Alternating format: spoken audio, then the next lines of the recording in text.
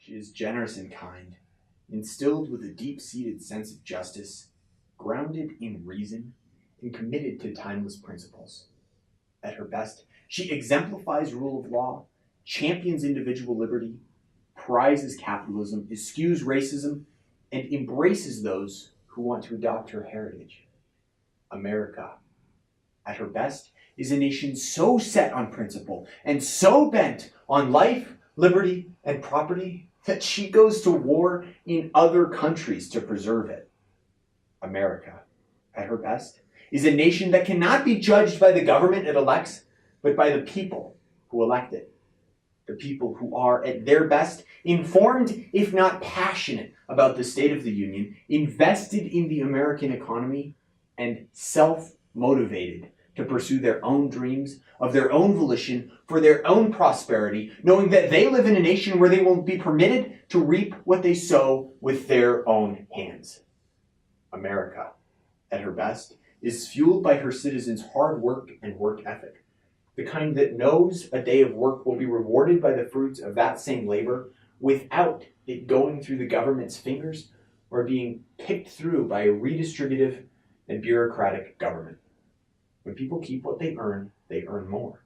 When people earn and produce more, they buy and sell more.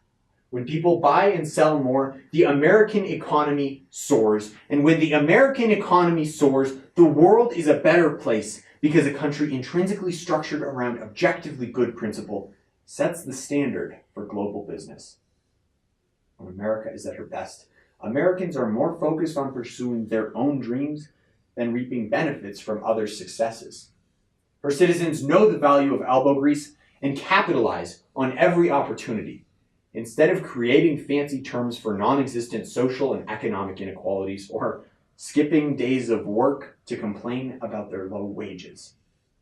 Speaking of non-existent social inequalities, the only institutionalized racism in America is the kind that says some classes deserve special privileges.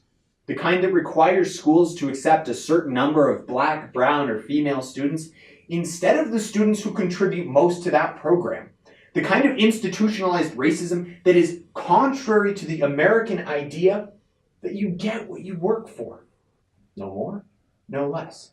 And you should be judged by the content of your character and the skill of your hands. America, at her best, doesn't rely on the federal government for parental supervision and intervention when a privately owned bakery or flower shop is morally opposed to participating in their event. Instead, out of respect for fellow man and appreciation for freedom of conscience, take their business and their money, walk down the street, and get their stuff elsewhere. America, at her best, invites the tired, the poor, the huddled masses yearning to breathe free. She maintains a wall to protect her own, but opens a door to all who desire liberty over security, opportunity over welfare, and Americanism over multiculturalism. There's a reason that everyone wants in, no one wants out, and even Trump's rhetoric couldn't make the lefties leave. In 1945, America possessed a weapon we could have used to take over the world.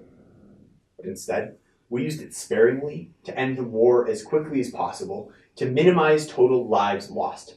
Then, we immediately sent humanitarian aid to rebuild and restore the countries that we had just defeated. Why? Because America stands for more than war, more than victory, more than conquering lands or furthering our reach. We stand for life, liberty, property, and the pursuit of happiness, and we are willing to put ourselves on the line to prove it. The truth is, never once has America put boots on the ground, planes in the sky, or ships in the water that were fighting for anything besides principle. Every time a natural disaster strikes, it's the U.S. Navy that shows up. Why? Not because we benefit from it or we're some selfish police state, not because we're asked, and not even because we get a simple thank you, but because the United States is a nation built on principle and willing to be the shining city on a hill to prove to the world that capitalism and individual freedom work. Because we have something so good that it overflows to other nations, all we want to do is share it. That's the country we live in. But in our campus safe spaces, our gender-neutral bathrooms, and our parents' basements, we sometimes think for some reason that capitalism is somehow selfish. Let's do what my generation doesn't often do. Look at history and look at facts, objectively. In 1901, Andrew Carnegie retired from his career in the steel industry at age 66 as the richest man in the world. What did that selfish American capitalist do? Gave away over 90% of his fortune to educational institutions and built more than 2,000 public libraries. Rather than hoarding his wealth, he gave other capitalist Americans the opportunity to advance themselves. Or take Bill Gates, who dropped out of school because he had an idea, and America let him follow his dream because that's what we do here. Of his own accord, he developed the product that people wanted and people needed. He marketed it, grew it, developed it, then sold the entire corporation, and now has given $30 billion of that money to reduce poverty and further education. And the most controversial example of all is a man who had more money than the federal government, with a $42 million a year income, only to quit his job, become the most hated man in the country, spend $66 million of his own cash, and sit in the hot seat of the world from where he donates his meager salary to national parks and other charities. Guess who? The leader of the free world and the CEO of the United States of Give Our Money Away. But yeah, capitalism's selfish. So often when I bring up Donald Trump, I expect boos and hisses. That's because our nation has forgotten that America at her best has no room for identity politics and name games. That America at her best elects representatives on merit, keeps them as long as they serve their purpose, holds them accountable to principle and function, and allows them to peacefully return to their careers when they're done in office. America at her best never resorts to tantrums or name-calling as a means of winning election, but to substance, to action, and to principle. America at her best is a country that values a free marketplace of idea and issues-based politics. When America champions facts-based discussion instead of feelings-based riots, people live under laws that are of their own creation because they spend their time participating in the republic instead of crying about the rules. But we only have a republic if we can keep it. The fact is, there are people gunning for our freedoms, and you can complain all you want about how messy American politics is. When it comes down to it, America is a country that overcomes.